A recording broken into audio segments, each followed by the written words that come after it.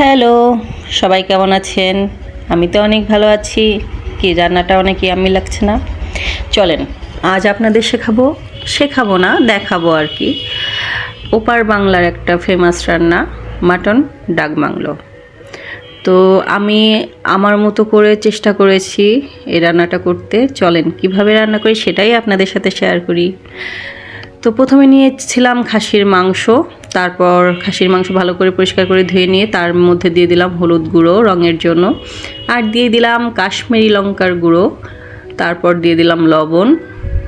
আপনারা চাইলে লাল লঙ্কার গুঁড়োও দিতে পারেন। তারপর দিয়ে দিলাম সমপরিমাণের আদা রসুনের পেস্ট করে নিয়েছিলাম আমি, তো সেটাই দিয়ে দিলাম। তারপর দিয়ে দিলাম কাঁচামরিচের বাটা। কাঁচামরিচ বাটা দিলে ফ্লেভারটা অনেক সুন্দর আসে।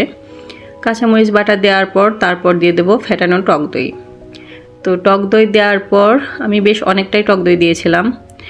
টক দই দেওয়ার পর তারপর দিয়ে দেবো জায়ফল গুঁড়ো, আর এটা কিন্তু দিতেই হবে এই রান্নায়। জায়ফল গুঁড়ো দিলে পরে ফ্লেভার আর মাংসটাও তাড়াতাড়ি সিদ্ধ হয়ে যাবে। তারপর এই মশলাটা মানে মাংস মাখানোটা স্মুথ করার জন্য দিয়ে দেবো 3-4 চামচের মতো সরিষার তেল দিয়ে সুন্দর মতো মাখিয়ে নেব।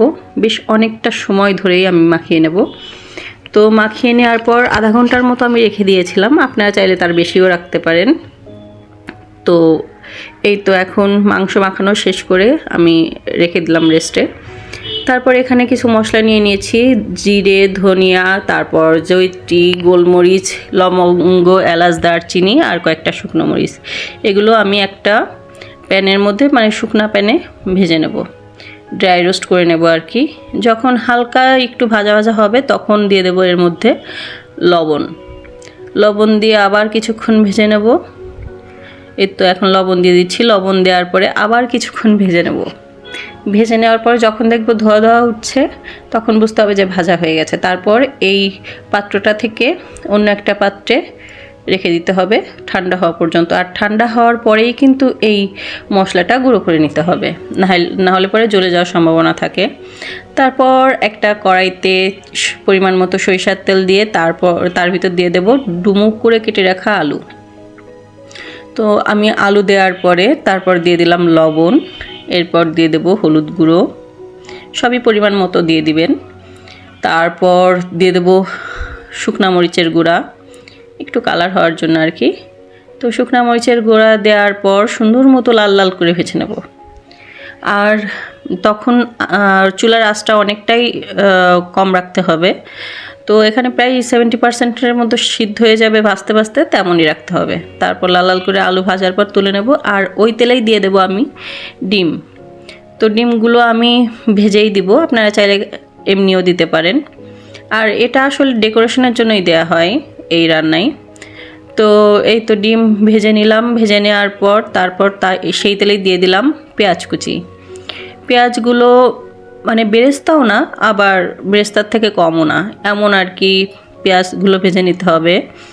আর পেঁয়াজের মধ্যে এখন দিয়ে দেব এই যে লবণ দিয়ে আবার কিছুক্ষণ ভেজে নিয়ে এরপর দিয়ে দেব গোটা রসুন। আমার বাড়িতে যেহেতু সবাই গোটা রসুন ভালো খায়, এজন্য আমার দিতেই হয়, আপনারা চাইলে নাও দিতে পারেন। তো এই তো ভাজার পর তারপর এখন অনেকটাই ভাজা হয়ে গেছে, এখন দিয়ে দেব আদা রসুন বাটা।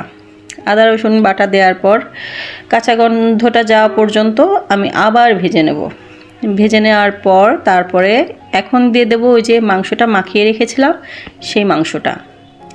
সেই মাংসটা দিয়ে তারপর অনেকটা সময় নিয়ে কষিয়ে নেব। এখন কিন্তু এই চুলার জালটা মানে হাই ফ্লেমে রাখতে হবে। তো সুন্দর মতো খানিকক্ষণ ভেজে নেওয়ার পর তারপর আমি এটা বেশ খানিক সময় নিয়েই ভেজে নিয়েছি, কষিয়ে নিয়েছি আর কি। তারপর আমি এই কড়াইতে ঢাকনা দিয়ে দেব। আর যখন মাংসের এই কালারটা প্রায় তেলটা ছেড়ে দেবে তখন দিয়ে দেব ওই যে মশলাটা রেডি করে রেখেছিলাম সেই মশলাটা। তো সেই মশলাটা দিয়ে অনেকটা সময় আবার মানে এই কষানোরই তো এই মাংস রান্নার মেইন, যে কোনো মাংস রান্নার ক্ষেত্রেই যে কোনো রান্নার ক্ষেত্রেই কষানোটাই মেইন।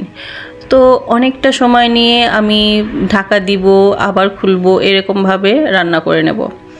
আর এখন যখন ঢাকা দেওয়ার পরে তারপর চুলার আঁচটা অনেকটাই কমিয়ে দেবো, একেবারে হালকা ফ্লেমে দিয়ে দেবো যাতে মাংস থেকে জলটা ছেড়ে দেয়। আর ওই মাংসতে আসলে ওই জলেই আসলে মাংসটা কষানো হবে। তো এই তো আমি এখন মাংসটা ভালো মতো কষিয়ে নিচ্ছি, আর এখনই দেখেন কালারটা কত সুন্দর আসছে। তো এই তো ঢাকা দিয়ে নিলাম, তারপর আবার সময় মতো কয়েক মিনিট পরে ঢাকাটা খোলার পরে দেখেন এখন অনেকটা জল বেরিয়েছে। তো এই তো নাড়াচাড়া দিয়ে তারপর আবার ঢাকনা দিয়ে দেবো, এরকম কয়েকবার করে দিতে হবে আর কি। এরকম ঢাকা খুলে দিয়ে এরকমভাবেই কষিয়ে নিতে হবে।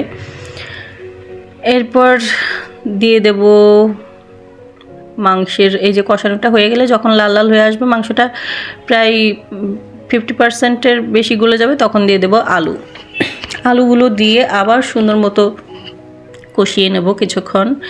তারপর যখন এই যে তেল ছেড়ে দেবে মাংস থেকে, তখন আমি দিয়ে দেব মাংসের ঝোলের জন্য জল।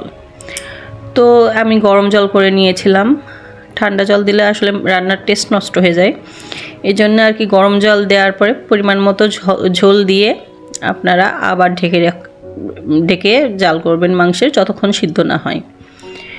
তো প্রপার সিদ্ধ হওয়া পর্যন্ত ওয়েট করবেন, আর মাঝে মাঝে একটু দেখে যাবেন যে রান্নাটা লেগে গেল কিনা। এই তো আমার প্রায় মাংস হয়ে গেছে, দেখেন কালারটা কত সুন্দর হয়েছে। তো আমার মাংস রান্না প্রায় হয়ে আসছে, শুধু আর একটা উপকরণ দেওয়া বাকি। তো এখন আমি দিয়ে দেব সেই ডিমগুলো ভেজে রেখেছিলাম, সেই ডিমগুলো দিয়ে তারপর আবার একটু নাড়িয়ে দিয়ে এরপর আমি ঢাকনা দিয়ে কিছুক্ষণ আবার রান্না করে নেব। তারপর দিয়ে দেব পেঁয়াজ বেরেস্তা দিয়ে তারপর আবার কিছুক্ষণ জাল করে নিয়ে আমি তারপর সার্ভ করব। দেখেন আমার রান্না প্রায় কমপ্লিট। তো কালারটা কেমন হয়েছে অবশ্যই সবাই জানাবেন, দেখতে অনেক সুন্দর লাগছে। এই তো আমার রান্না কমপ্লিট। তো কেমন লাগলো ভিডিওটা অবশ্যই সবাই কমেন্ট বক্সে জানাবেন। আর রান্নাটা আসলেই অনেক মজার হয়েছিল, অনেক মজার হয়েছিল। আমি এই প্রথমবার করলাম, কিন্তু আসলেই অনেক মজার হয়েছিল, আমার অনেক ভালো লাগছে। তো আপনারা সবাই রান্না করে খাবেন আর কমেন্ট বক্সে জানাবেন ভিডিওটা আপনাদের কেমন লাগলে। ধন্যবাদ সবাইকে, সবাই ভালো থাকবেন, সুস্থ থাকবেন। টাটা, আবার দেখা হবে অন্য কোনো রেসিপি নিয়ে। বাই।